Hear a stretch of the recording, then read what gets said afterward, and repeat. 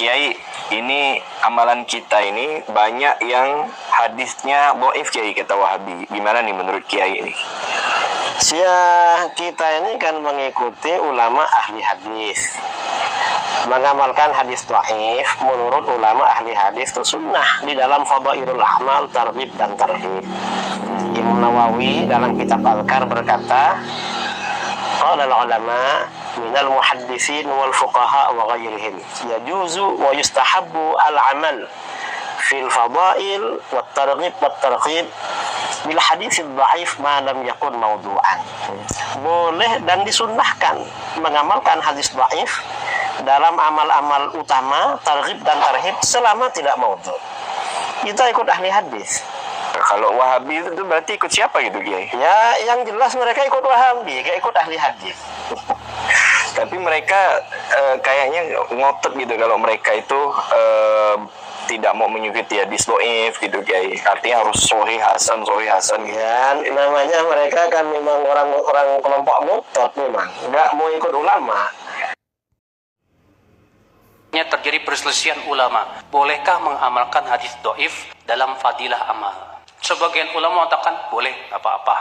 Banyak ulama hadis seperti Imam Bukhari, Imam Muslim mengatakan nggak boleh. Kenapa? Karena hadis dhaif itu hanya menghasilkan keraguan. Sedangkan Rasulullah mengatakan tinggalkan yang bagaimana kita mengamalkan sesuatu yang meragukan? Nggak bisa. Maka mereka menolak hadis dhaif untuk dijadikan hujah dalam masalah agama ini. Dan itu pendapat yang saya kuatkan, bahwa hadis dhaif nggak boleh dipakai. Cuma masalahnya kan kita masih pakai hadis dhaif, Pak. Sadar tidak sadar, banyak di antara kita masih pakai hadis dhaif, hadis palsu bahkan. Para ulama mengatakan hadis dhaif boleh disampaikan dalam fadail a'mal. Fadail a'mal maksudnya apa? Amalnya sudah ada.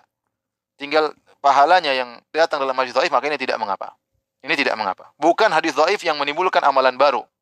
Ya, maka ini tidak boleh dipakai. Tapi kalau hadis dhaif yang tidak sampai pada syadidul dha'af, bukan dhaifnya tidak parah, dan dia bercerita tentang pahala suatu amalan yang amalannya sudah ada dalam hadis yang sahih, maka tidak mengapa. Contoh membaca Al-Quran, hadisnya banyak sahih Al-Quran, dalil terlalu banyak tentang keutamaannya. Kalau datang hadis dhaif, maka tidak mengapa kita sampaikan. Seperti hadis ini, hadis yang dhaif ini.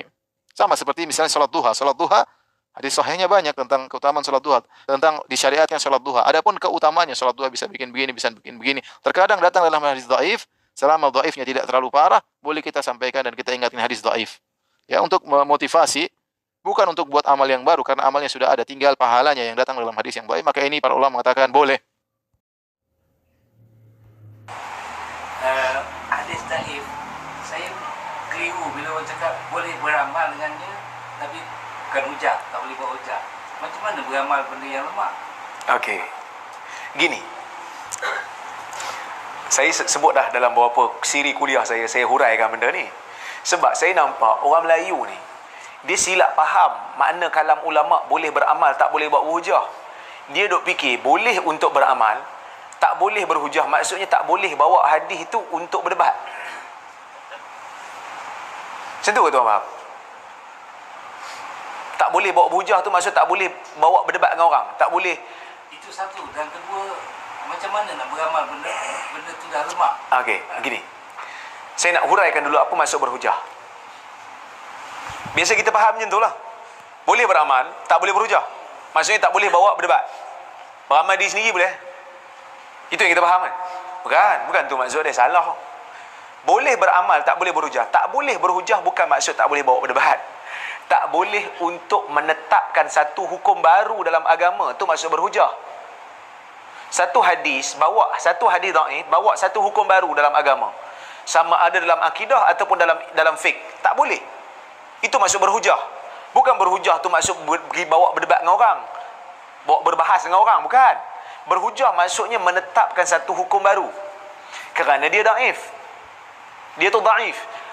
Apa maksud beramal? Beramal ni ialah hadis dhaif membawa satu kelebihan amalan yang telah datang dalam hadis sahih. Satu hadis sahih bawa satu amalan. Tiba-tiba datang satu hadis dhaif cerita tentang kelebihan amalan tu. Itu yang dimaksudkan boleh beramal. Maksudnya kita nak beramal benda tu sahih dah. Tapi kita kata, pasal nampak saya lebih suka untuk beramal amalan yang sahih ni. Kenapa? Kerana ada hadis dhaif bagi tahu dapat pahala sekian. Kalau hadis tu memang tak betul, tak apa. Kerana amalan tu telah sahih. Tapi kalau hadis tu betul, alhamdulillah kita dapat fadilat tu. Ataupun satu hadis bawa tentang ancaman ataupun azab sesuatu perbuatan yang haramnya itu telah sabit dengan hadis yang sahih. Riba contohnya haram. Saat datang satu hadis dhaif bagi tahu siapa makan riba maka dapat ancaman sekian. Hadis tu dhaif. Boleh juga sebagai tarhib, sebagai ancaman, sebagai amaran. Jadi kita tinggalkan benda tu kerana kita tengok hadis dhaif ni. Dia punya azab kat main ni. Saya tak nak buat lah. Kalau tiba-tiba azab ni betul daripada Nabi, mangkau saya. Nampak Jadi kita beramal tu bukan beramal dengan hadis dhaif tu sebenarnya. Kita beramal dengan hadis sahih. Cuma kita jadikan hadis dhaif ni sebagai motivasi sama ada untuk terus beramal dengan benda yang sahih, amalan yang sahih, ataupun untuk meninggalkan perbuatan yang sah dah haram. Dia jadi motivasi saja untuk beramal ataupun untuk meninggalkan. Targhib wa tarhib. Tapi dengan syarat hadis dhaif tu dhaif yang ringan, bukan dhaif berat. Dhaif ringan ni maksud 50-50. Dia ada ketidakpastian kerana dia punya perawi itu ingatan tak apa kukuh. Tapi dia bukan pembohong. Kita tinggalkan riwayat dia bila mana kita tengok dia tak berapa nak hafal betul. Macam pelajar dalam kelas kita, dia tu baik. Tapi dia jawab exam tak apa nak betul kerana ingatan tak kuat. Kita bagilah dia markah 49. Fail lah, tapi bukan fail teruk lah.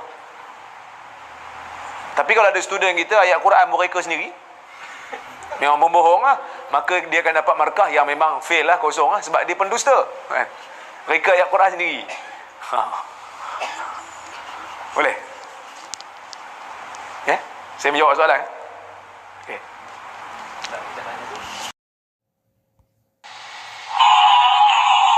رضيت بالله ربا وبال